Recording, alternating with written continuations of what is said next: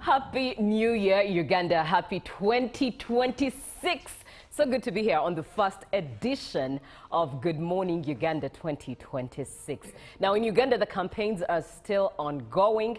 And of course, the ballot papers arrived. The second last batch of the ballot papers arrived yesterday. The final batch is arriving today. Campaigns are still ongoing. Candidate Yoweri Museveni will be in Entebbe, part of Wakiso, and of course in Kampala he will be in Rubaga at Chitebi Primary School playground. But away from Uganda, of course, the year started with a story over the weekend that surprised the whole world as US captured Venezuela's President Maduro. Looking at a summary of what it looks like right now, US Secretary of State Marco Rubio says America is not at war with Venezuela. That is a day after US strikes on the country. And Venezuelan President Nicolas Maduro and his wife Celia Flores, who were captured by the US, are set to appear in court today, according to a spokesperson. And Venezuela's Defense Minister Vladimir Padrino says a large part of Maduro's security team and innocent civilians were killed in the US operation. Venezuela has denounced the military aggression, and the army says it backs interim presidency Delcy Rodriguez. And Donald Trump tells The Atlantic that Rodriguez will pay a big price if she does not do what is right. The president also told reporters aboard Air Force One that Venezuela was our area, invoking the Monroe Doctrine. Venezuelans have been sharing their worries about the uncertainty and prospects for a peaceful transition of power. And early Sunday morning, we also saw the first images and videos of the destruction in Venezuela from the US attacks, and it still remains unclear exactly how many people may be injured or killed. Now, lots of thoughts go into that particular matter. Is it actually the oil, the gold, or it's actually the drug cartel that is being fought? Oh well, we're here to look at the matters and present the facts to you. The dissecting of the facts and looking deeper into it is yours to chew on. Now, that is how you say that the year has started to write its facts in history, as history is being written. But once again, good morning. My name is Julie F. Nantaba, and this morning I'm excited to start the year on Good Morning Uganda with Robert Chiravo Nyonyintono. So good to have you, Robert. But of course, I'm also with Robert Murunji. But anyways, it's Joan Murunji, with whom we've been, holding fort as Robert took time away. And it's so good to have you, Robert. But also not forgetting that we are having Good Morning Uganda, starting a new year with Ugandan coffee. Uganda coffee, as sponsored by the Ministry of Agriculture, Animal Industry and Fisheries. Nothing beats Ugandan coffee. It's not just words, it's the reality. It's not just words, it's the facts, and it's the truth. Ugandan coffee is worth your taste buds every morning. Good morning, Robert. It's interesting. How I wish every Ugandan or every foreigner in this country would taste Uganda coffee. No, it's interesting. I just hope I don't get taken away by the coffee. You should say how you wish every Ugandan, because many Ugandans don't consume Ugandan coffee, and it's out there in the world. I've seen many celebrities on their Instagram talking about coffee from Uganda, and it's just a thing they talk about. Yet we actually don't. Let me tell you, even just sipping, let me do it on your behalf. I hope you don't slurp. You're slurping though.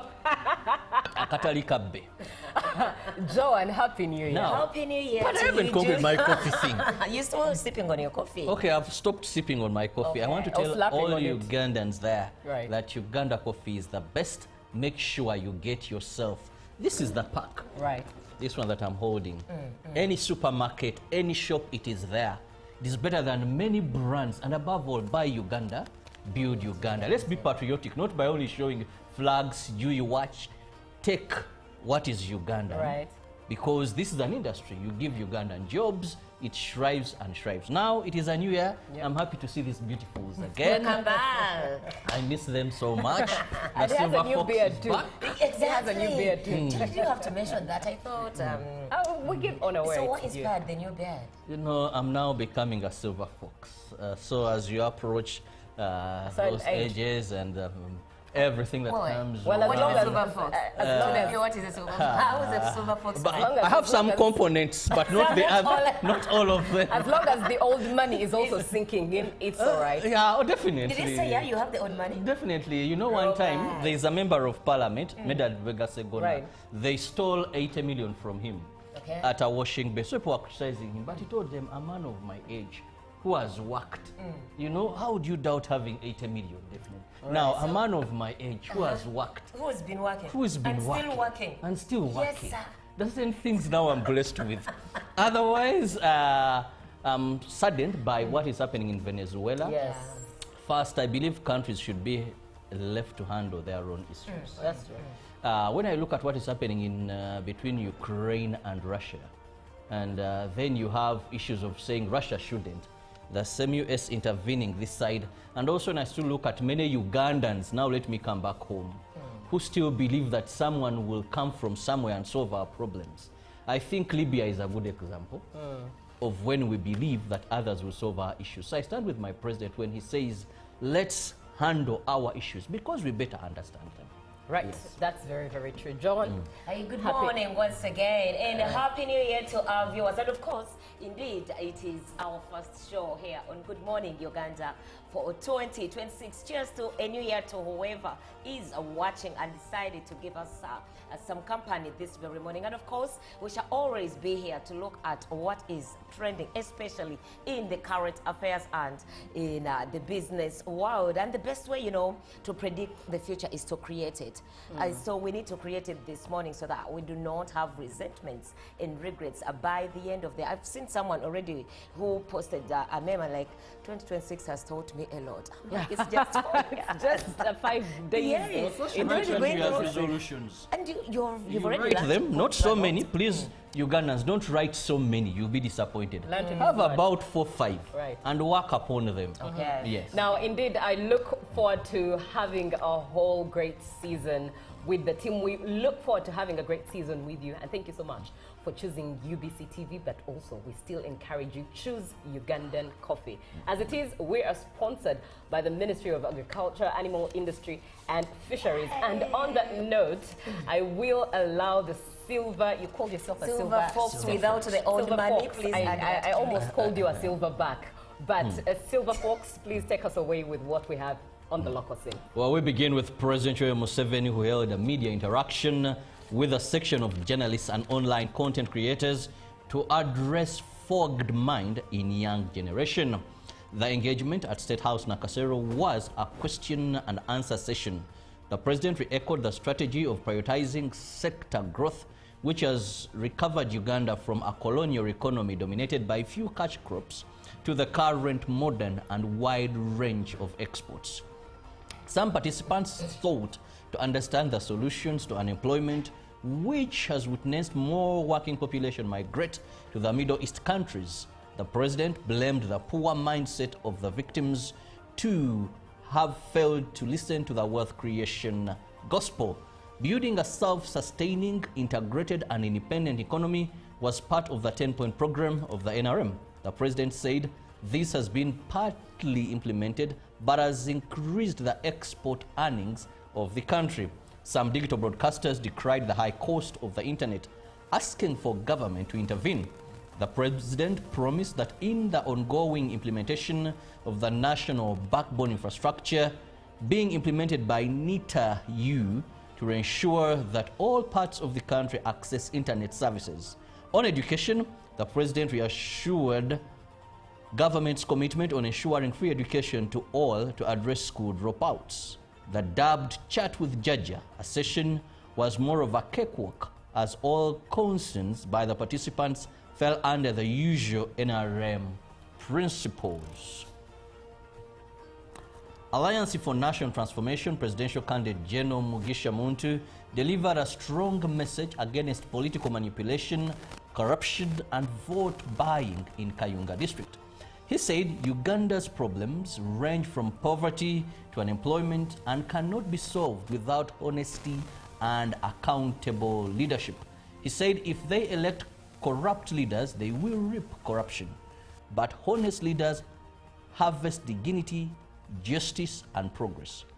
General Mugisha Muntu made a stopover in Kabimbiri and also in Kangurumira and Champisi and Bale in Kayunga, urging the people of Kayunga district to pursue their political aspirations. The FDC presidential candidate Nathan Nandana Mafabi urged his supporters to be very careful when voting to ensure they have the right choice, but also supported the initiative of communities in Kasese to acquire some forest reserve land to use it for coffee to generate income. Greater Kasokoso residents were excited as the Prime Minister Robin Anabanja delivered a long-awaited land ownership message to the residents at Kasokoso Beach. In the message, the President directed the residents of Greater Kasokoso should never be evicted from their land, permitting them to develop and reside on the land. The directive was read by the Prime Minister Robin Anabanja. The 400 acres have been the subject of long-standing disputes between residents and the National Housing and Construction over 4 villages of Kireka D, B, and Mbuya 1 and 2 and Kasokoso, all in Kira division, were affected. The letter also stipulates that the national housing should be provided with alternative land. The letter also directed government to come with a plan to develop the Kasokoso with a modern infrastructure. The residents welcomed the directive with cheers. Kasokoso, the largest slum in Kampala, is occupied by LRA victims, victims of Nakawa estate eviction. Now, finally, on the local scene, President Museveni has assured the Bavandimwe that no one has the right over their stay in Uganda if fully registered as Ugandans. He was addressing the Bavandimwe community through a video call at the Bavandimwe Carnival organized in Kampala on Saturday evening. The president said the Bavandimwe should make sure their families are registered clearly, then shall continue to settle in Uganda. Frank Gashumba, the major organizer of the event, thanked the president for allowing them to stay in Uganda and also get passports despite the former denial by the Internal Affairs. He warned those trying to discriminate them to start a war, that they are starting a war that they can never be able to complete. He thanked the Bavandimwe for the continued unity amongst themselves. Pastor Aloysius Bujingo, also a member, advised them to be hardworking so as to gain dignity. The occasion was characterized by music, dance, and drama. Now, that brings us to the end of our local stories. Let Joanne take us through what the rest of the world has for us. And of course, from our international coverage, we are starting off with Venezuela and the aftermath of what happened since the president of US, that is Donald Trump, after he had claimed that his forces had captured President Nicolas Maduro and his wife. Hundreds gathered in New York City's Times Square on Saturday, that was 3rd January, to denounce the U.S. operation in Venezuela earlier that day, during which President Nicolas Maduro was captured and taken to New York. Now, the footage showed protesters listening to speeches and chanting slogans such as "Hands off Venezuela" and bearing placards condemning the war against the nation. Now, before marching through Times Square and continuing their rally at the Columbus Monument, demonstrators also voiced their disgust at the Trump administration's intervention in Venezuela, accusing the government of helping corporate entities to exploit Venezuelan oil through deals made under duress. Now, this comes after the U.S. launched a large-scale strike on Venezuela on Saturday, with Donald Trump claiming his forces had captured President Nicolas Maduro and his wife. U.S. Attorney General Pam Bondi said the Venezuelan leader was charged with a narco-terrorism conspiracy and other drug and weapons charges. He will be in custody at the Metropolitan Detention Center in Brooklyn and await federal criminal prosecution in New York. Caracas declared a national emergency, condemned extremely serious military aggression, and said the U.S. was trying to seize Venezuela's strategic resources, particularly its oil and minerals. And of course, still in relation to Venezuela, Israeli Prime Minister Benjamin Netanyahu expressed his support for U.S. military actions in Venezuela, which resulted in the capture of Venezuelan President Nicolas Maduro and his spouse on Saturday and their subsequent transfer to the U.S. As he was quoted, "I must say that in Latin America in general, there is currently a transformation that we are all seeing, and several countries are returning to the American axis, and non-surprisingly, also to the relationship with the State of Israel," he said during a press conference in Jerusalem on Sunday. "We congratulate President Trump for his decision.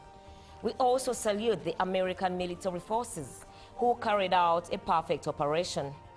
We know how to appreciate such a thing," he continued. Netanyahu's remarks came a day after the U.S. launched large-scale strikes on Venezuela and the capture of President Nicolas Maduro and his wife. And coming back to the mother of nature, that is Africa, a matter that is developing on the African continent, the armed forces of the Democratic Republic of Congo on Saturday publicly displayed 7 Rwandan soldiers and 8 civilians, it says, were captured during operations in North and South Kivu, claiming irrefutable evidence of foreign involvement in the ongoing civil conflict.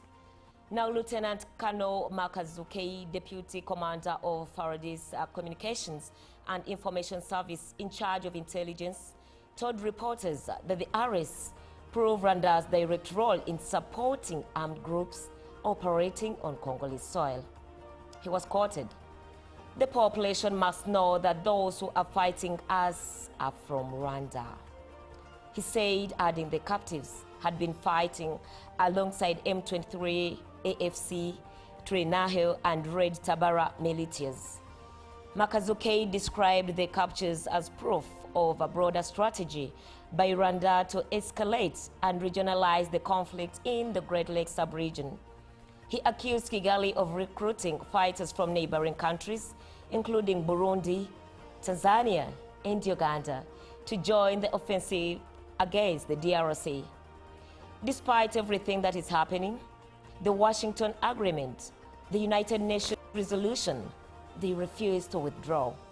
Furthermore, they are manipulating other people of different nationalities in the sub-region to join this war, Makazuke said. And of course, that is what we managed to cover in the Global News. Right. Thank you very much, Joan, for that update. And of course, let's have a look at what we have in the dailies. And definitely, so starting off with the New Vision, and the headline there is Police Probe EC Database Hackers. I know, right? What is the result of the leaked voters' data? Well, investigators to establish how voters' data ended up on Amazon-based website. Amazon. Right. We have a picture there. Candidate Museveni campaigns in Kayunga, Buikwe, Mukono. Be reminded that today he's first and foremost in Entebbe, and then we'll head over to Rubaga. And of course, grand plan to reduce cost of internet in Uganda. Now, let's first look at that lifestyle. Hundreds attend Banyaranda Carnival in Kampala. And of course, jobs inside, opportunities for you there to take on as the year has started. Citizens Manifesto, what Kampala Wakiso residents expect from next president. And world politics, why USA arrested Venezuelan President Maduro. And of course, campaigns, what Chagulanyi Mafabi promised voters. Somebody recently asked me, are the rest of the candidates campaigning? Because I'm only seeing that for some are campaigning. Some, you know, the campaign strategy also differs. I've seen Mubarak Munyagwa, sometimes he's on social media, sometimes he's, you know. Interesting. But also logistics have an issue here. That's very true. Yes, logistics. Let's quickly fly to the rest of East Africa. Daily Nation. Teachers' fees roar as schools reopen. That is what we have in the Daily Nation in Kenya. And outside power, Uhuru still stirring 2027 faction of feuds. And Maduro capture, it's also in there. Top civil servants reap big in 2 billion shillings pay. That is what we have in Kenya. Coming back to Uganda, quickly looking at the Daily Monitor. World reacts to Maduro capture. And the other story is to look into. Museveni speaks out on U.S. attack on Venezuela. Of course, complacency derails HIV fight, says health experts. Another story to look into and pay attention to. And of course, clerics caution police EC over conduct of polls. Prominent people who died in 2025. That's another to look into for on the daily with the Daily Monitor. And elections, Bobby launches offline up ahead of elections. Looking at what the Lizard has to say, is it part of the rub-a-dub style? In other words, rub-a-dub style. Looking at is it launches up, Bobby launching up, is it part of the rub-a-dub style? That is the Lizard asking that question. Well, that brings us to the end of what we have in the dailies this morning. For now, allow us to take a short break as we definitely sip on our Ugandan coffee. And when we get back, it's another conversation. Hopefully, you're also encouraged to sip on your Ugandan coffee. Reminding you, by the way, allow me to say this in case you did not know, Uganda is the birthplace of Robusta coffee. Very true. And produces high quality Arabica coffee. This is a reminder to each one of us that we must drink Uganda coffee as a way of celebrating who we are and what our land produces best. Every cup tells a Ugandan story, and proudly grown in Uganda, proudly Ugandan. Live from UBC Studios in Kampala, this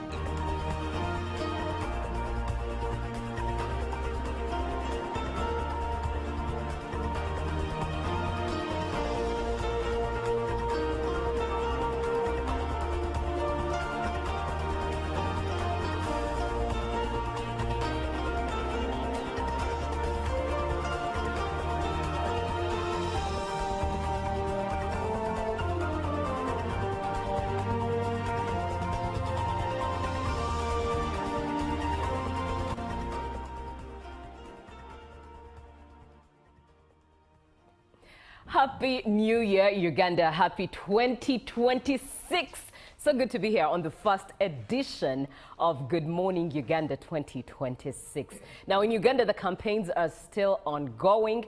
And of course, the ballot papers arrived. The second last batch of the ballot papers arrived yesterday. The final batch is arriving today. Campaigns are still ongoing. Candidate Yoweri Museveni will be in Entebbe, part of Wakiso, and of course in Kampala he will be in Rubaga at Chitebi Primary School playground.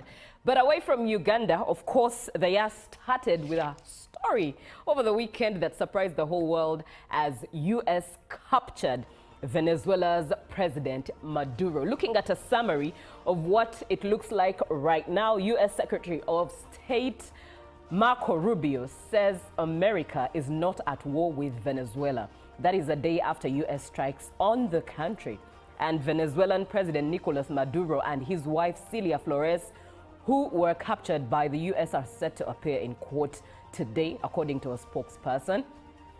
And Venezuela's Defense Minister Vladimir Padrino says a large part of Maduro's security team and innocent civilians were killed in the U.S. operation.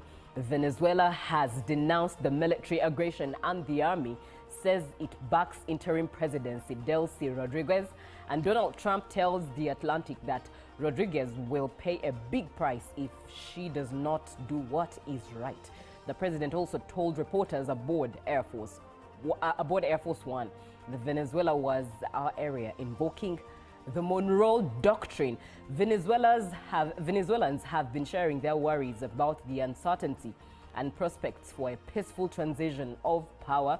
And early Sunday morning, we also saw the first images and videos of the destruction in Venezuela from the U.S. attacks, and it still remains unclear exactly how many people may be injured or killed. Now, lots of thoughts go into that particular matter. Is it actually the oil, the gold, or it's actually the drug cartel that is being fought?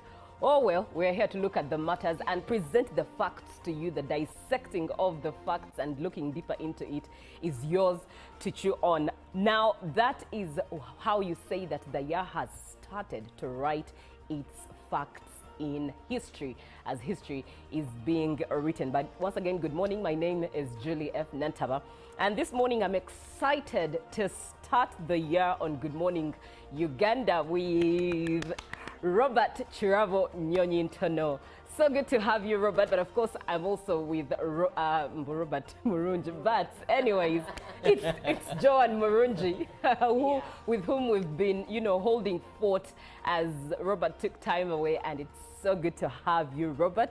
But also not forgetting that we are having Good Morning Uganda, starting a new year with Ugandan coffee. Uganda coffee, as sponsored by the Ministry of Agriculture, Animal Industry and Fisheries. Nothing beats Ugandan coffee. It's not just words, it's the reality. It's not just words, it's the facts, and it's the truth. Ugandan coffee is worth your taste buds every morning. Good morning, Robert. It's interesting. How I wish every Ugandan or every foreigner in this country would taste Uganda coffee. No, it's interesting. I just hope. Was brought to you by.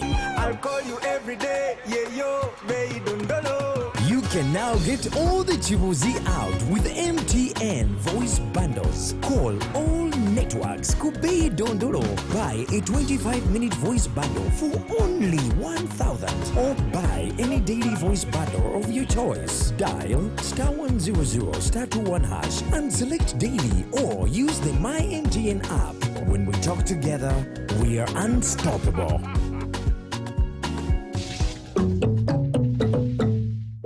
My question is, what is the difference between rental tax and income tax? How comes I'm paying both taxes on my own premises? If you want to have a tin, but you are not making any income from your business, you should take on the obligation to continue filing your nil return. Commissioner General, to invest in taxation. When people understand taxes and they know the importance of taxes and they know the fair assessment of these taxes they're supposed to pay, I think everybody will embrace taxation. As banning groupage cargo, clearance protects small traders who cannot afford to import full container loads individually and rely on consolidation to remain competitive. Cargo to come in groupage is consolidation, it's legitimate, and we can't ban it. What we have banned, or what we have stopped, is the use of container leaders. Now, Fiona, the good news I have for you is that among the new tax proposals, Now you can get direct answers.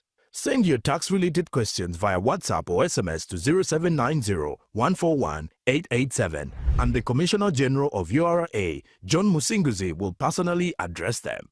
Tune in to UBC News Tonight every Monday and Wednesday for expert insights and clear explanations. Booza Commissioner. This December, all eyes in Morocco. Africa assemble.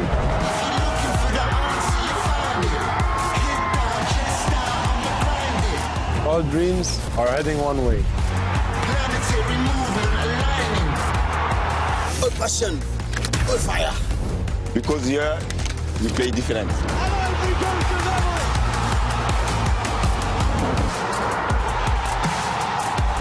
choose your side.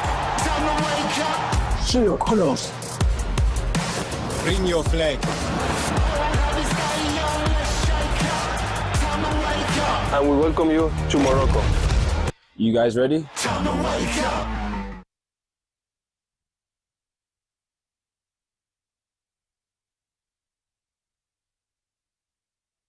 Hello Uganda.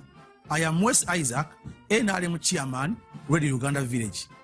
I take this opportunity to inform the general public that His Excellency General Kaguta Museveni, the President of Uganda and the NRM National Chairman, is now in the Uganda region to mobilize all Ugandans to vote for him and all NRM flag bearers in 2026. I therefore call upon all Ugandans to turn up in big numbers within our communities to welcome our beloved leader and to show him our full support. Let's come together in unity, discipline, and the true spirit of the movement to demonstrate our commitment to the progress, peace, and transformation of our country under the leadership of His Excellency General Kaguta Museveni, the tested and trusted leader. On 15th January 2026, vote for His Excellency General Kaguta Museveni and all NRM flag bearers for continued development, stability, and prosperity.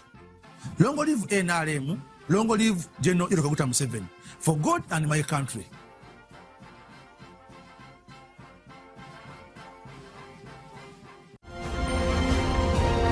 Live from UBC Studios in Kampala, this is Good Morning Uganda.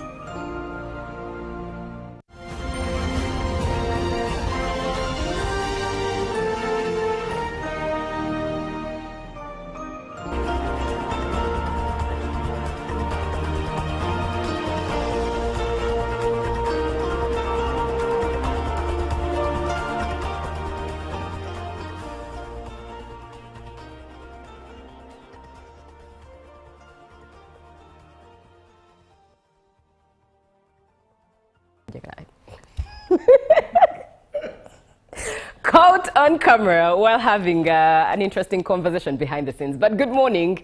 It's a new year and thank you so much for being on the show. It's time for The Real. And this morning we are looking at Uganda's sanitation. So grab that phone, save the number 0709 602592 as we engage in this conversation. We have no expert on the show, but it's just you and us here sharing our 2 cents as we learn and relearn from each other as to what we see on ground and what it's teaching us and informing us. Kampala is the busiest city in Uganda, and you could say most populated, because almost everyone who lives up country or their homes where they're born, they come to Kampala to work. That means that the issue of collecting and disposing garbage is quite the challenge. Daily, the Kampala City Council Authority is able to collect and dispose 63% of garbage daily. But in the last 10 months, there was a 10% increase. And it's still a challenge in one way or the other. If it's 63%, what happens to the other percentage, which is still a big percentage given the population of Kampala? That's why we are looking at matters recycling. Do you think recycling can save Kampala? 0709 602592, pardon me, 0709 602-592. My name is Julie F. Nantaba. I am with Robert Chirabo Nyonyintono and Joan Murunji for us to chew on this matter alongside you. And I'll start with Joan. How do you think we are currently, or how do you know we are currently collecting and disposing of garbage in Kampala? Of course, Julie, there's so many ways in how or in which Ugandans, especially in Kampala, dispose of rubbish. Right. And the fact that we have a lot of types of garbage, it can be organic, it can be plastics. Right. It can be a lot. It can be plastics and, boveras, it can be plastics like recyclable bottles. It can be lots of things. It can be just... it can be metallics. It can be electronics. That is all garbage. But apparently, How Ugandans in Kampala dispose of rubbish is a bit tricky because formally it's through collection, for a formal collection. For example, KCCA, whereby we also have private farms. In here, you find that KCCA manages the wastes in over, I think Kampala has over 35 informal zones, approximately that, if I've not forgotten. And garbage is collected in schedules. I think, Julie or Robert, you must have heard of some areas, for example, Ndeba, I'm told every Thursday, that is when the KCCA trucks come, or the private trucks come through to pick the rubbish. So you imagine what happens between from Thursday to the next Thursday. Right. Especially for people with highly intensified garbage disposals like restaurants or mechanics and carpenters. So where do they dispose this rubbish off within the space of 1 week? And also with the private people, I'm told it's a bit, the schedules are a bit more convenient because there are also apps like Your Waste whereby you can request. There is an on-demand request for them to come and pick this rubbish. Though picking up the rubbish, even if it is KCCA, exactly. You are requested to pay a certain amount. Instead of Andeva, I think the zone is called Columbia. If I'm not mistaken, it's kind of a ghetto. They gauge your rubbish according to your garbage according to the type of business you are doing. If it is a small kiosk or container for a restaurant, maybe fast foods, they begin with 5,000 per month. So it is not really static one or a uniform sum of amount. And I'm wondering, who gauges, how do they gauge and come up with the pricing? Because I may be a restaurant owner when my garbage is actually organic that can decompose and may not necessarily need these extra resources for someone who is dealing in maybe soda depot that has a lot of plastics that actually need to be recycled. Then the other most common form of disposing rubbish is informal dumping. But we throw anywhere, anyhow. You know, there is nothing that disturbs me as being in a car and the car in front of me, the passengers or the driver or the cyclists just throw rubbish out of the car windows. It really disturbs me. I'm like, what's wrong? Why don't you just put it in your car? Even if you're in public means. These buses, most of them have dustbins. Why would you even just throw out litter? What if someone is overtaking you, throw out a bottle, hits the windscreen, and what happens next? I think. So it's a lot of ways. The others just burn, others just bury, though that one is mainly in the rural areas of Kampala. But in the city is the informal dumping, and then the formal one of private companies and KCCA picking up rubbish. And also, of course, the landry fails. Formerly it was Chitezi, and then now it is, I think, Boya. Is it Boya? No, Boya, I think, yeah. So that is how Ugandans in Kampala mainly dispose their rubbish. And you do mention quite important points there. One that stands out is the issue of e-waste that Ugandans don't have a lot of knowledge on, yet very, very important. I happened to attend a conference by the UCC where they were talking about disposing of e-waste, chargers that we don't use, phones that we don't use anymore, you know, batteries that we are keeping in our, or even cables that we are keeping in one way or the other and are not using anymore. But of course, that also brings through a highlight of disposing the different material disposed of as rightly as it's supposed to be disposed of. It's a rare in Kampala to see plastics on their own, to see glass bottles in their own bin, and to see electronics, yes, but also disposables that are, you know, rotting, organic. Thank you. Yes, organic disposables in their own bin. It's always a mixture in one bin, as long as it's a bin, which is also another lesson that we need experts to definitely teach us on how to handle this. Robert, let me come to you on the challenges of the current way Kampala is collecting and disposing of this garbage. Thank you so much. Joanne mentioned formal and informal. Now, I'll be very brief because each has its own challenges. Let me begin with the informal, because here we look at the omuntu wa bulijjo, if we are to say that, or areas that are in slums. Now here the biggest challenge is they create the problem for their own selves. Okay. One, they dump in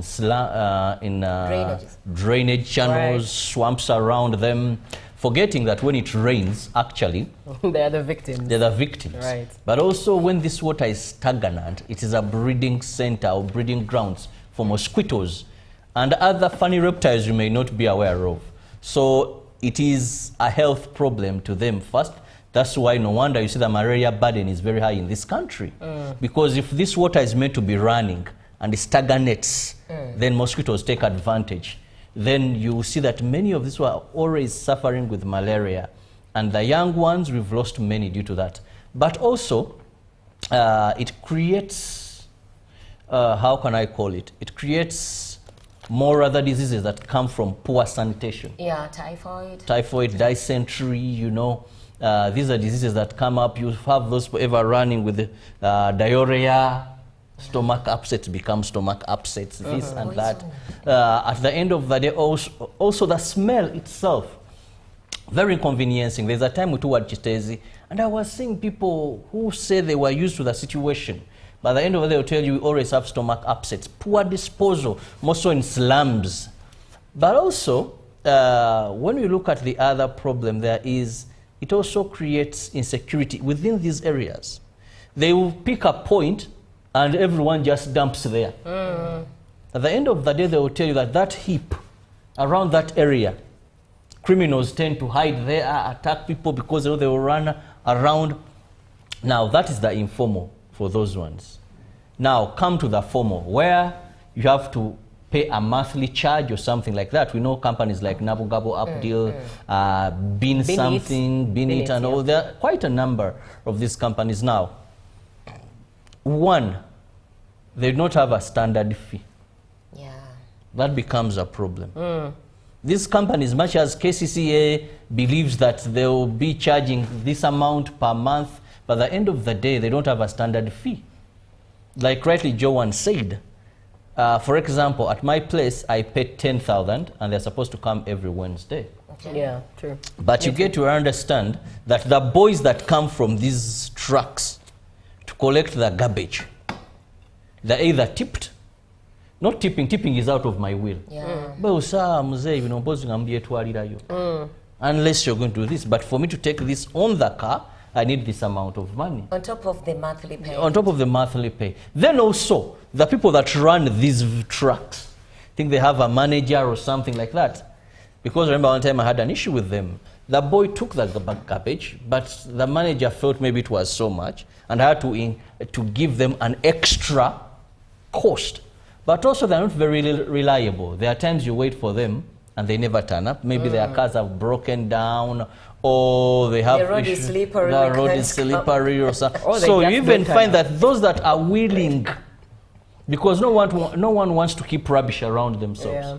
You find that even those that have the capacity to pay, once they take 2 weeks and the garbage has heaped, some may find other ways of disposing. That's why you find that there's always a worker sashiro, someone who illegally, with a wheelbarrow. With a wheelbarrow, or will pick the garbage from you. That's true.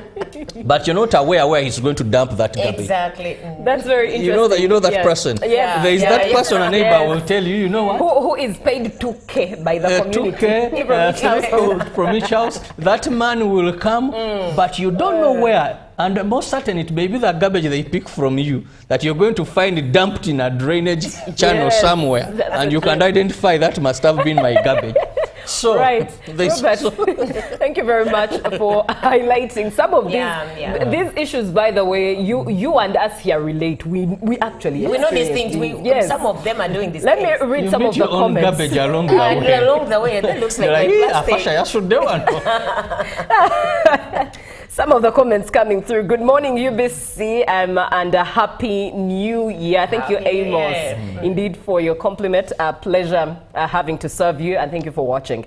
This is Amos, Councillor to Bisozi Parish in Koma, Sub-County Kamwenge. Already on the show, and I like the team. And good morning, Uganda. This is Odaro Vincent from Morokatipe, Tororo. Happy New Year to you all in the house. Before KCCA or government comes in, this household This should start first with an individual by ensuring that you dispose garbage in a dustbin or gazetted place, but not anywhere. Let's have a clean environment for clean people. Thank you very much, Odaro Vincent, for always being on and contributing. Now, let me stay with you, Robert, actually. Now, with those challenges and how Joan, gave us a preamble of what is currently actually happening, do you think recycling is possible in Kampala? I want to say it's not possible. Really? Why? We can attempt, but we can't recycle to the best. Because even as we speak, there's recycling. One, where we do not have proper implementation of laws, certain things fail. For example, there is a law that every factory manufacturing plastic must at least recycle a minimum of 50% of what they manufacture. Yeah. But I want to tell you, most of the factories manufacturing plastic do not even have recycling plants. Because you're supposed to show a proper plan of how you're going to recycle what is carrying what you're producing. So that is a challenge. Two, mindset. All right. Mindset. Because a Ugandan, we've become so complacent with the current situation that we've not appreciated the danger of non-decomposable garbage to us. We've not mastered that as Ugandans. So someone doesn't know this mineral, this plastic bottle, if I throw it there, this cavera. Let's talk about, and third, our love for money compared to love for environment. Let me give you an example, and this is general knowledge. There was a time we said, let's ban cavera of 30 microns and below. Yep. Now, we also came up and said, but do you know how many people are employed by these factories that manufacture cavera? Conflict of interest. Do you know how much money they bring to our coffers? If anything, some of them, most of them, if not, are serving in the government, members of parliament. They're the by and large, we chose money over our environment. And there is nothing that has destroyed our environment like the cavera. Yes. Now coming up are plastic bottles. At least with plastic bottles, they have tried to recycle them. So money is the biggest challenge that Ugandans have not appreciated. That there is a danger. For us, we are here today. But those that are going to come 40, 50 years would not appreciate that. We look at jobs. We look at money, we look we look at tax, plus conflict of interest. But Robert, do you think the plastic bags would be a challenge if they are properly disposed of? But even if, how are you going to dispose them of unless you're going to put them in the right and disposable? As in, that was a conversation that has happened, and it even if you put them in the right, as you see, the only way to deal with these undecomposable plastics is recycle them. But even if you're to keep them there, still they will be there for as many years as you can. And they'll fly out and still cause. So with the weak laws in place, with the love for money, and with the conflict of interest, we cannot recycle. Then also the investment required. The investment. Some of these things, I think government must deliberately invest in them. Let me tell you, I was told, I wasn't there, much as I was told there was a time I think we had plague in this country. And now people were told, rats, that they were good, the rodents were good at transport. So they were told, bring tails of rats. Each tail you bring is a just that you've killed a rat. And they were being paid. Incentives. Now, being given money. So, at the end of the day, that was one of the ways of fighting plague. And to buy a miss. Because anyways, this plastic, we are looking if at... If you say that every plastic bottle, so the government should give incentives to let people. All these companies, let me tell you, if at my home on a daily we drink about these liters of 1.5, about we consume about all 4 of them. And I know that each bottle, there is where I can put in my car, take and maybe get money that can give me 2 or 3 loaves of bread. You will see how these bottles, People would drink and pack and keep them. Because it's a source of money. Yeah. Wow, we are looking at the idea as to whether recycling can save Kampala, given the garbage collected in Kampala and the sanitation as we see as it stands in Kampala. So be part of the conversation, 0709602592.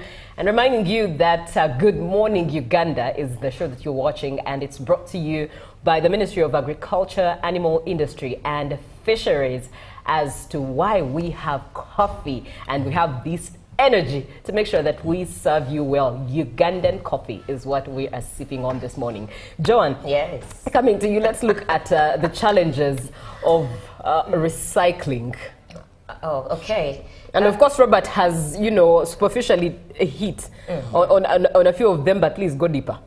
Of course, Julia, what we have to look at, like the statistics you gave, you know, the population of Kampala, right, approximately 2025, it was about 4.26 million people, and it is driven by an annual growth of 5.25%.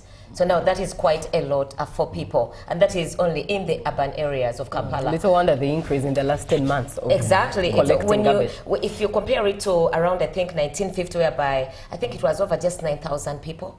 So now that it is over, exactly. So now it is over 4.26 million people. You know, out of all the waste collected in Kampala, only 4% is recycled. Wow. Out of the 63% is collected daily. Exactly. And only 4% is recycled. That 63 translates to 2,500 tons. Tons every daily. The garbage that we 2,500 tons. And out of that, only about 1,000 is collected by KCCA. The rest is informal. The rest is informal, or it remains somewhere. It's not collected. It remains somewhere. And it amasses by our two guys. And we don't know where it remains and how it ends. It keeps on coming back to when it rains. It rotates and comes back to. But also, there's a very big problem, Joanne. Sorry to cut you short. No, it's okay. As we discuss this, you see, Kampala, there is a problem that is growing. Vendors, and now these vendors work transnight. Some of them.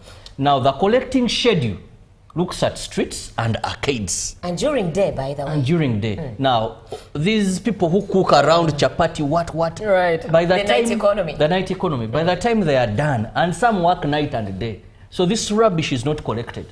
True. So I think one of the biggest challenges, I think, lack of unclear policies. Yes, true. On disposal of garbage in Kampala city. Do we even have really stringent policies or guidelines to help us mitigate this improper disposal of rubbish or garbage in Kampala city? And, you know, also, we cannot refrain from looking at how it is disposed of, especially the informal sector. Do we, even if it is the formal, do we have enough garbage vehicles? Are they enough? Indeed. Indeed, challenges do stand and stay and leave many unanswered questions. Questions are standing, but the answers are very, very few. Yeah. Now, this conversation has to come to a close as time is our enemy. But let me close it with a comment that comes in from Munialo Godfrey from Mbale City, who says, "Good morning, UBC. I'm Munialo Godfrey from Mbale City. Recycling waste products in Kampala can be the only way of reducing floods and saves people's lives because most buildings are in wetlands. Therefore, I support that strategy." Thank you very much for the show. Thank you, Godfrey, for being on. And this brings us to a close. Now, how do you recycle garbage that is dumped in sewage, that is dumped in these trashes?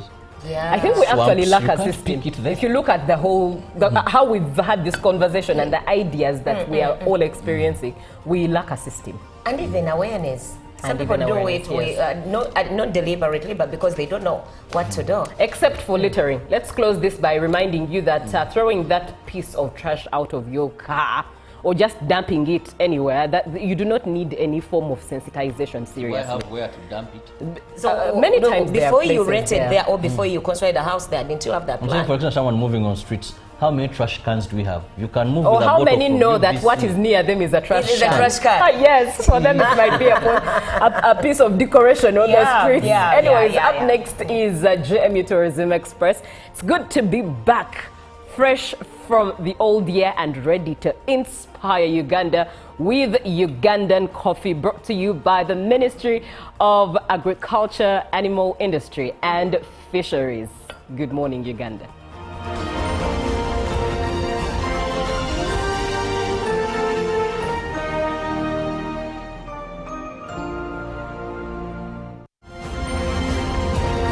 Live from UBC Studios in Kampala, this is Good Morning Uganda.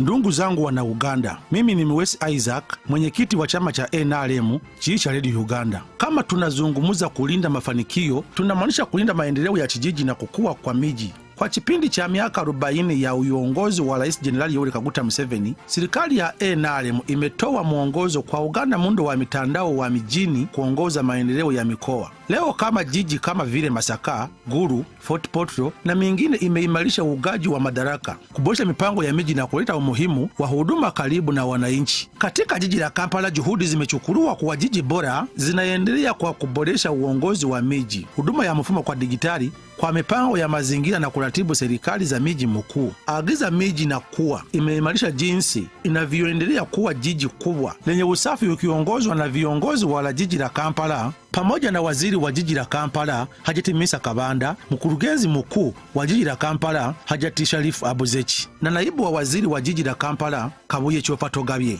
Mchague Rais Jenerali Yoweri Kaguta Museveni kuendeleza maendeleo, ubadilifu, ufanisi na kulinda maendeleo ya Uganda na mafanikio. In a nation hungry for truth, a world where every story matters, there exists a beacon of trust and reliability. For decades, they've been our voice and our window to the world, holding the mirror of our history. With 4 TV stations and 11 radio channels spanning 27 languages, they stand as guardians of information, defenders of truth. With Mascari Heritage Advantage, they uphold every citizen's right to reliable and free information. Their archived stories shaped our past and illuminate our present. Yet now, as new challenges arise and the world evolves, their mission faces its greatest test yet. Be part of our journey and let's navigate the unknown, uncover the untold, and safeguard our future together. Tune into your public broadcaster, for it is the intersection of trust and truth. Because to UBC, your story, every story, and every voice matters. UBC, inspiring Uganda. Live from UBC Studios in Kampala, this is Good Morning Uganda.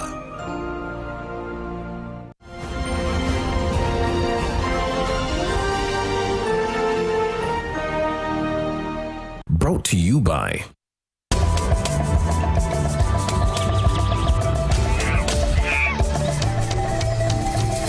Uniquely Ours. Explore Uganda. Yes, good morning once again, Maranga Zuk Ik, Mata Dadang Ikarimajong. We are in Karamoja and today behind us is the Karatunga setting. And with us is the Ik community. I suppose so many of you have heard about the Ik community, but now it's time to get to know about who the Ik are. Yes, with me is Mr. Peter, who is going to tell us what the setting behind us means. I believe everything has a meaning, the heart, how we are seated, the culture outfit, and who the Ik are. Yes, he's going to be introducing himself again and tell us about the community. Yes, thank you so much, Sakea. Good morning, Uganda again. This is the Ik setting up. So the Ik are known to be the small minority tribe residing within Uganda on the extreme northern side. of the country, in the district called the Kabong. This small community of about 10,000 people, according to 2014 census population counting. So they reside in the landscapes, Rift Valley escarpment of Timu, Morigole, and Kamion. Who are they? They speak their own language, fruit hunter-gatherers. They depend on herbal medicines, traditional foods. On the crops, you can find the maize, as you see, they stand up there. The foods, so I said the maize, traditional abo greens, and fruits. And fruits. Honey, if you want one of the best honey in the country, please spend your time in and the come and meet the Ig community. Traditional dances, so the dances are not like the ones of the Karmojong. You've been there. Yes. So this time around, you jump and then the man, the lady slides you over. So if you fall down, meaning you are weak. If you look at the dressing as well, like the lady there, so the beads are a bit an assimilation of the Turkana Karmojong. However, this is because of the modern Tasha beads. So the traditional one could just be a smaller height covering the private body like a woman, men walking naked or covering themselves in leaves sometimes. At the moment, we designed this booth to showcase the world, to showcase the country, to showcase the destination that the Iki people are here. You need to learn about them. You need to know about them. If you left for Kampala, 570 kilometers away, on the extreme northern side, against the park, between Uganda, Sudan, and Kenya is where the Ik are. Example, if you want to greet in the morning, you say Marang. And then if you want to reply, you say Marangasu. So it is opposite to the Karmojongs that you've known, like Mata and all that. Yes. So please, we encourage everybody, all the travel influencers, destination marketeers, please, come share your memories, come learn about the Ik people, you see the house, come interact, please. Let's learn about them, and this is one way we can promote the indigenous communities. Yes. What is the one outstanding thing that is in the Ik community that you will not find in the other cultures in Karamoja? One is the traditional settings of the huts. You look at this hut here. Yes. So the grazing starts all the way from the ground.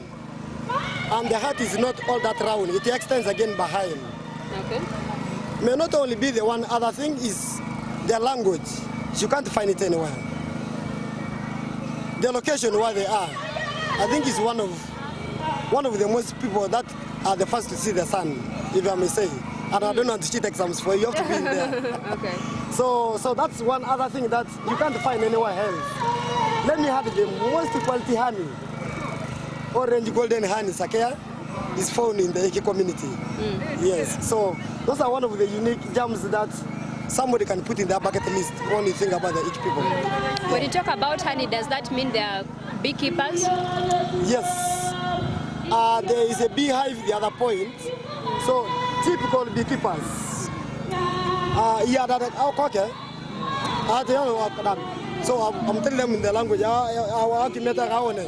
So the best honey you could get, typical beekeepers, fruit and hunter-gatherers, and purely farmers. So no pastoralism. Yeah. I believe these have a similarity with the Batwa community, being that these feed on fruits and then the vegetables. Yeah. What more can we get to know about this setting? The fact that we are seated on animal skin, is it the same animal skin you'll find in the other cultures of Karamoja? Yes. Now the animal skin, the Iki community trade it with the Karamojongs with their maize. So you, say example, you take like 2 sacks of maize, you get the animal skin for sleeping. The way we store the maize, look at that maize stand there. Yes. It's typically unique for the Iki. The dressing, as you see, the foods are more residing on wild vegetables, beans, maize, no meat, no milk. You know, the structure, like I said already, is typically different. We don't make like a big setup of houses like the Karmojong. So this time around is one man with his children and his wife. So the setting is dotted and is spread along the escarpment. Is it also called the manyata or it has a different name? Yeah, you could call it the manyata actually. So yeah. Yes. Yeah. Okay, asking about the animal skin, I'm seeing others with the leopard, others have zebra. Which animal skin is in the Ik community? Now, the other term is a species of an antelope. I really don't know. Antelope? It looks like more an eland. Actually, an eland. So it is the other term. Okay. Yeah, so that is the other term. But they are really conservationists. In fact, something I never talked about is these people cultivate on the conservation zones of National Forest Authority and the park. So normally they do buildings or houses and gardens under the forest. You can only get the dead wood for fire example. They don't cut the trees. So in fact, in Karamoja, I would say the best place you could get with still the original authentic forest is where the Ik are. So they are typical conservationists in nature. Yeah. When you talk about that, most people think Karamoja is a desert. But when you say these people don't cut down trees, meaning you'll find a whole different climate when you go to the Ik community. Exactly. Yes. So because of that practice, the Ik on the extreme northern Uganda in Kabonga, I said, actually even have 2 seasons. So opposite to the ones in Moroto, Amudat, Kabong, because of their climate and the trees they keep around. Example in Morungole, this time people are harvesting as well as planting another food again. So because the weather there is conducive, there's a bit some sufficient rain to sustain the community. Whereas the Karamojong is down, it's chopped everything and is almost bare. So that explains the difference in seasons. Yeah. All right, you just heard from the Ik community. All along you thought Karamoja is probably just a conversion of one culture, but you got to hear that there are different cultures within the actual culture.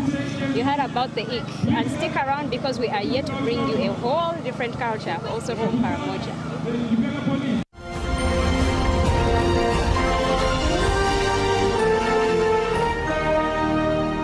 Brought to you by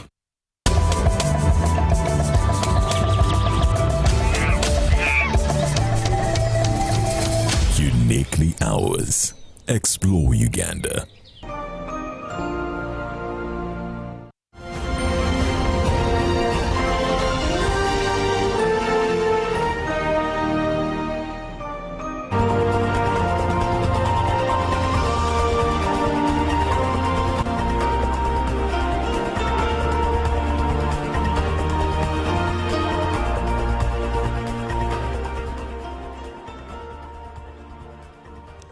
Welcome back from Tourism Express, and it is enthusiastically supported by Uganda Tourism Board. It is now time for our economic press, and of course starting off with the cooperative news.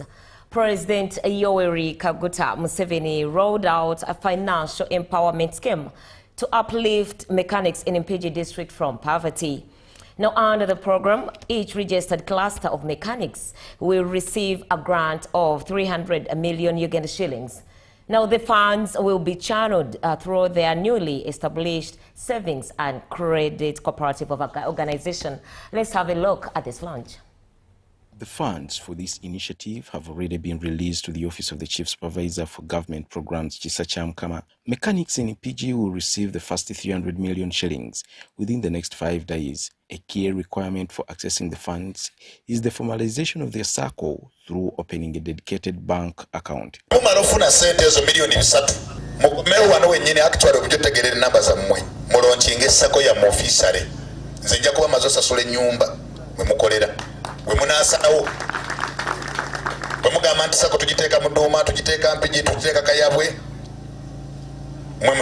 While meeting the mechanics at St. Kizito Primary School in Kayawe Town Council, Mpigi District, Sacham Kama clarified that the program is meant to uplift mechanics' livelihoods. Today we are in Mpigi to finalize the Kampala Metropolitan, forming the garages and the circles. So I have urged these young men and women to use this money to fight corruption within.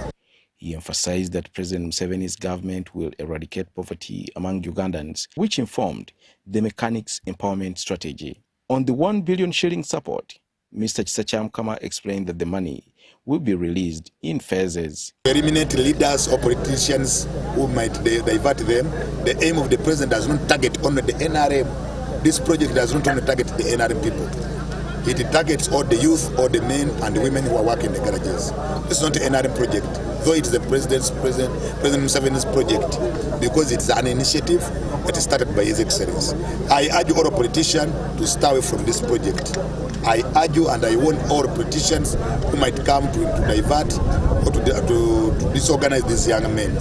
In a further boost, government has secured funds to purchase land measuring 100 by 100 feet for construction of a permanent modern garage. Mechanics were tasked to identify suitable land.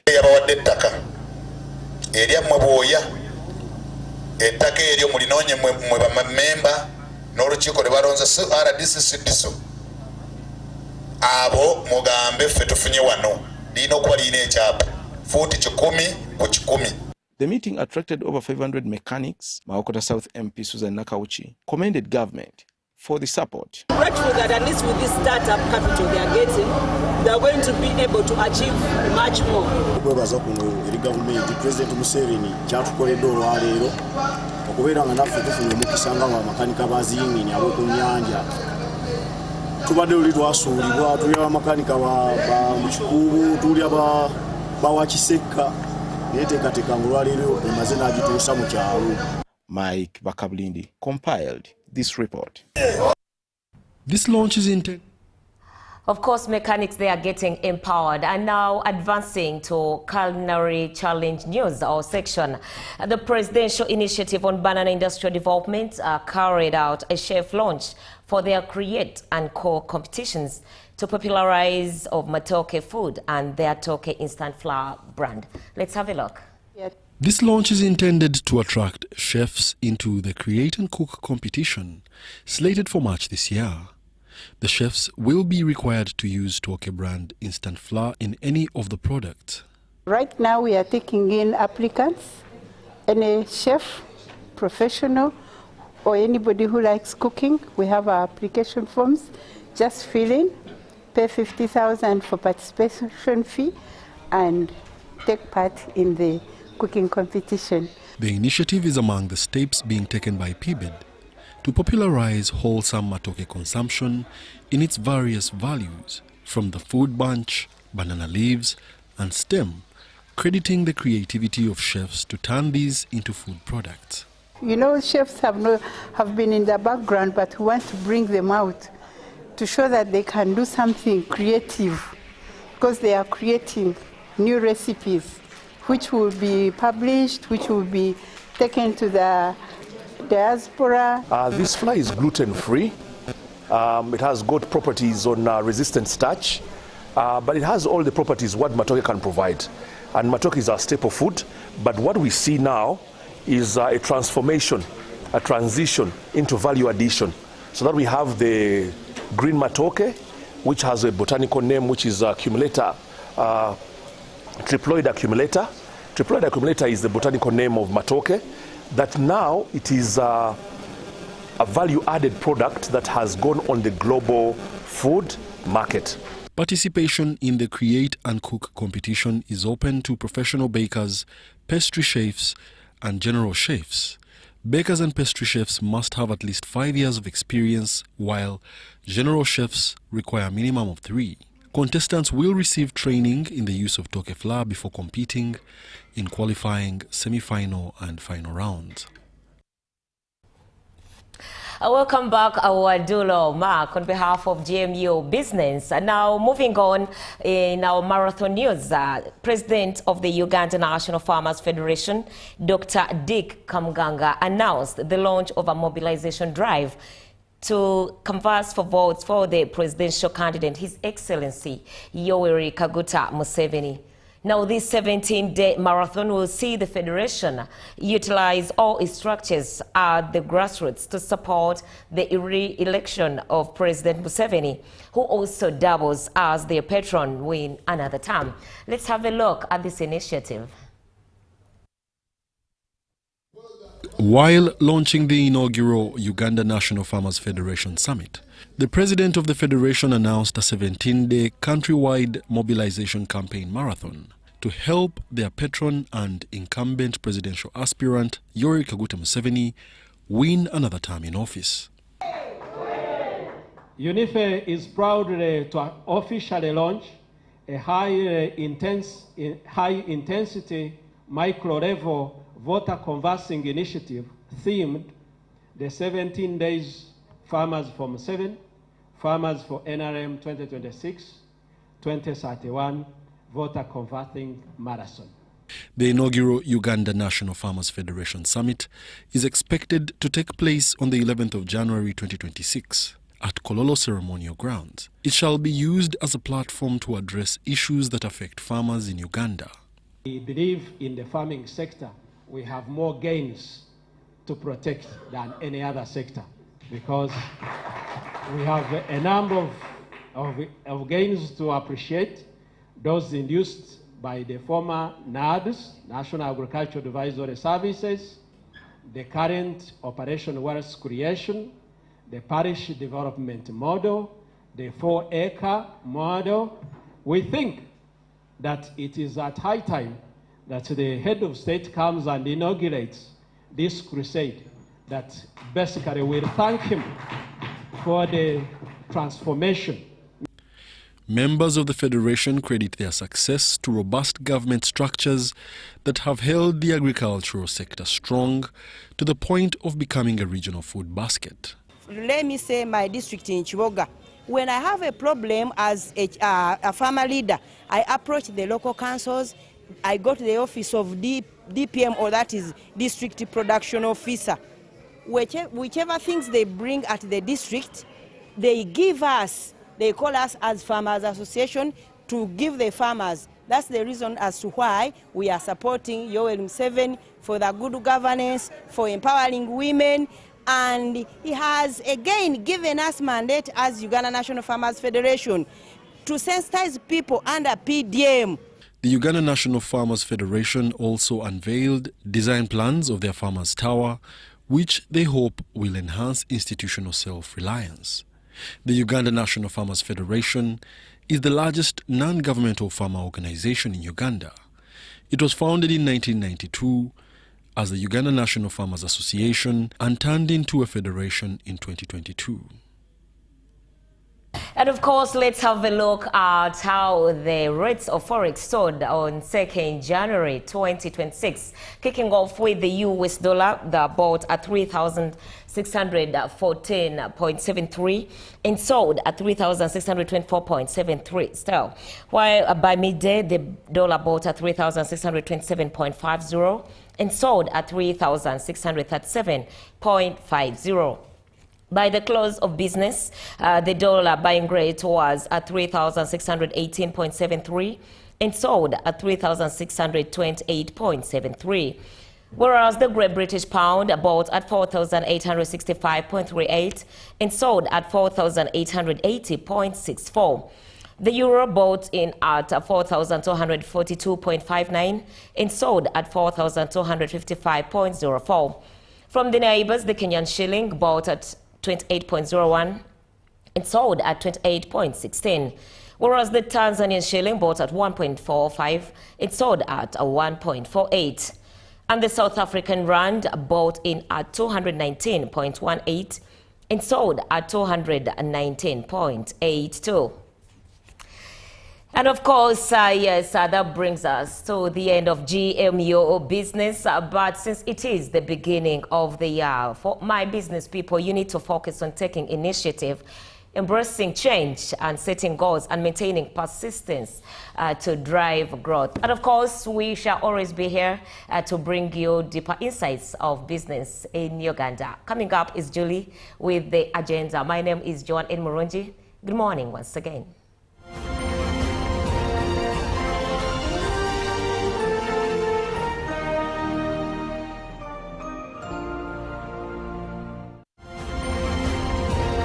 Live from UBC Studios in Kampala, this is Good Morning Uganda. Pick of the day on UBC.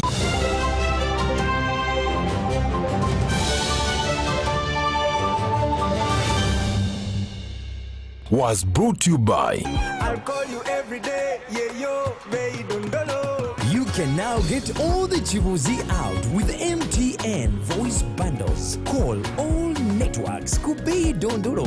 Buy a 25-minute voice bundle for only 1,000 or buy any daily voice bundle of your choice. Dial *100 *21# and select daily or use the My MTN app. When we talk together, we are unstoppable.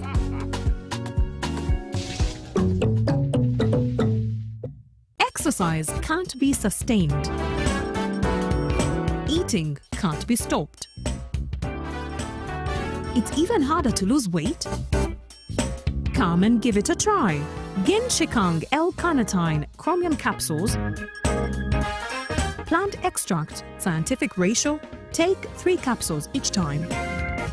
The active ingredient accelerates fat burning,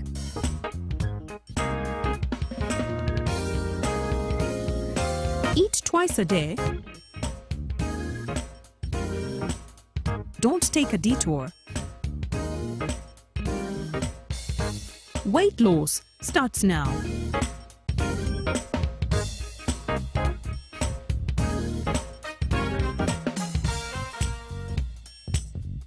Genshikang L-carnitine with chromium capsules helps you stay in shape. Please follow medical advice when taking this product. For more information, visit our website www.hgo.com or call 0800 335555.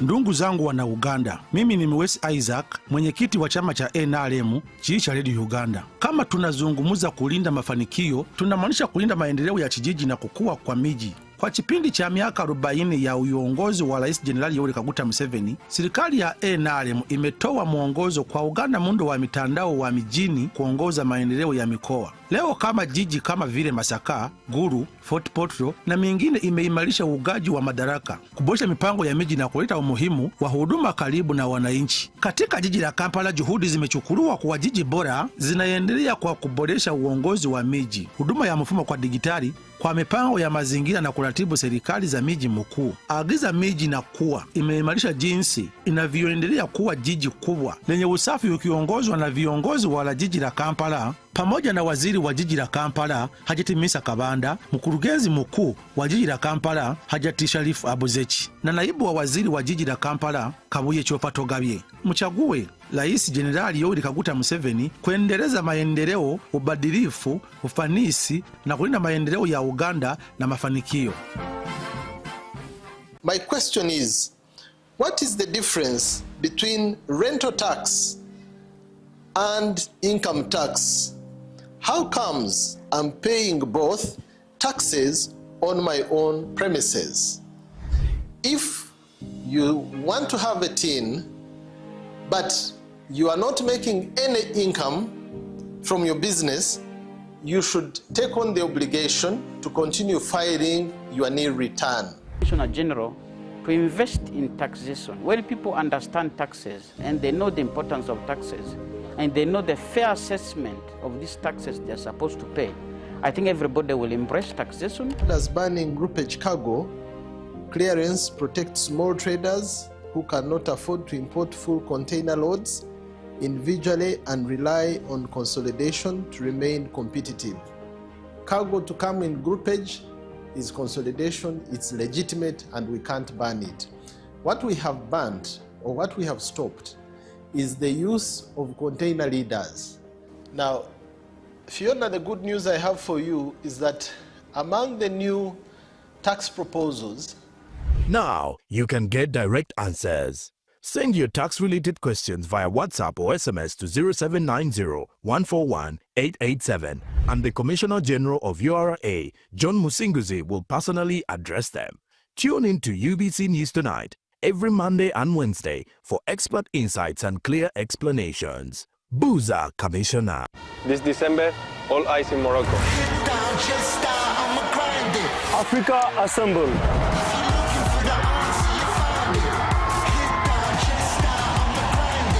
All dreams are heading one way. All passion, all fire. because here we play different.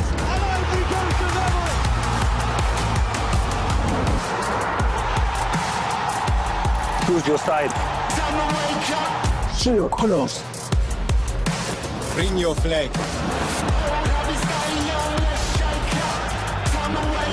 And we welcome you to Morocco. You guys ready?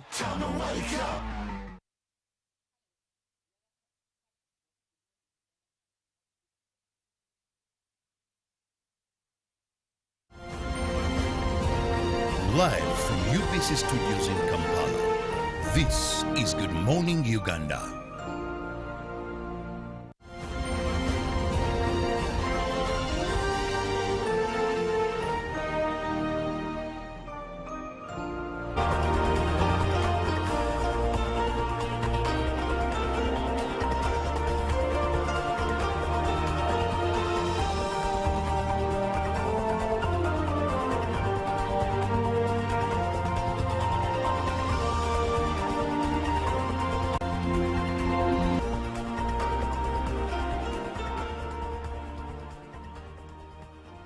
Good morning, Uganda. Happy New Year to you. I thank you so much for starting the show with us, or the year with us, this 5th day of January 2026, as we look forward to taking on another year and consume Ugandan coffee. Anything else on the market that's not Ugandan, that's not coffee, just as it is.